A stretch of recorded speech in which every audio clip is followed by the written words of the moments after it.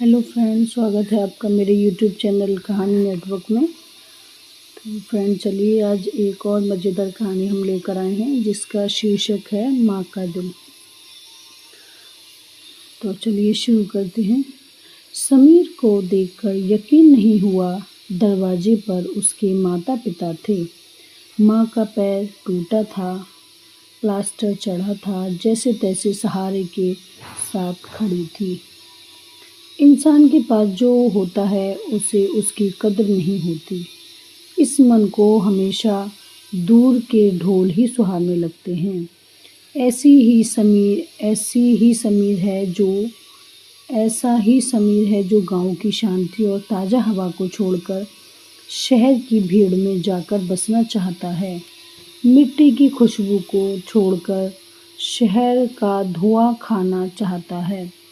जिम्मेदारी और मजबूरी इंसान से सब कुछ करवाती है, लेकिन समीर को ऐसी कोई मजबूरी नहीं थी।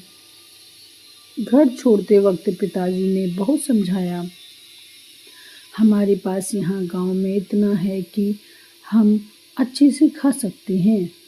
भगवान की दया से इतना हो जाता है। फिर तू हमारा इकलौता लड़का है।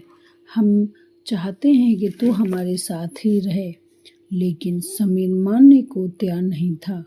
पिताजी से कहा कि आपने पूरी जिंदगी गांव में गुजार दी, मैं नहीं चाहता यहाँ रहना।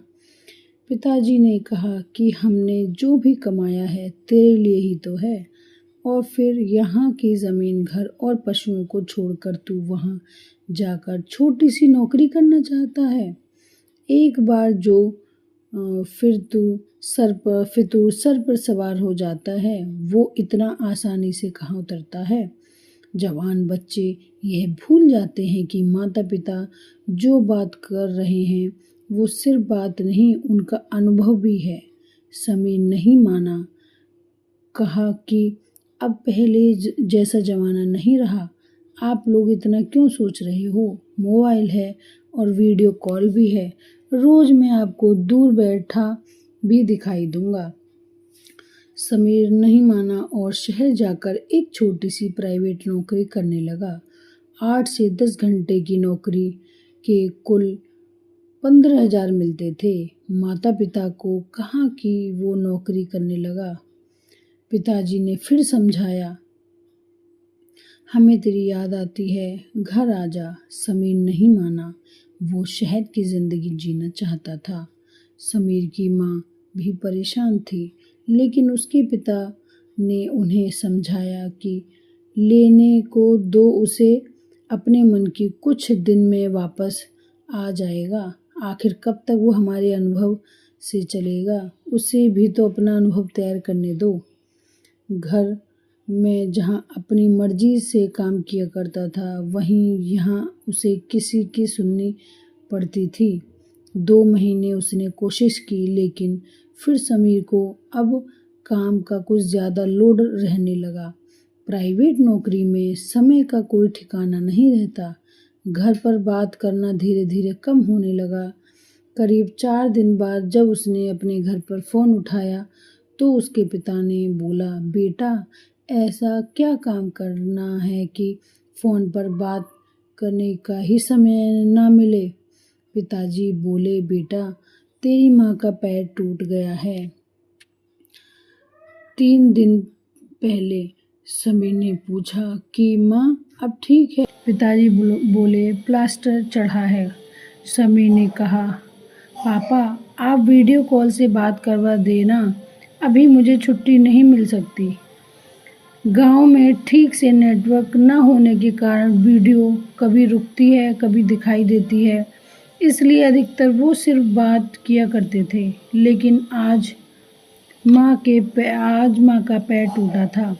माँ ने फ़ोन पर बेटे से बात कर ली। बोली, मैं ठीक हूँ, और हर माँ की तरह तू कुछ खाता नहीं है क्या? देख कैसा मुंह निकल गया है तेरा। मैं कुछ दिन आए जाऊं तेरा।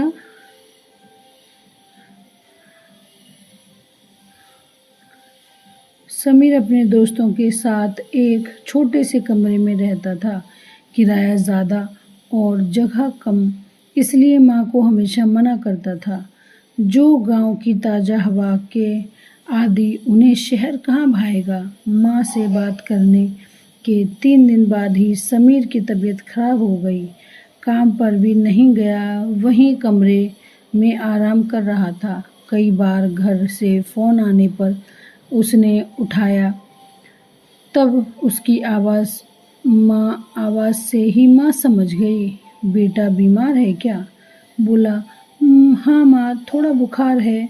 माँ ने फिर कहा, बेटा घर आ जा, थोड़े दिन आराम कर, फिर वापस चले जाना।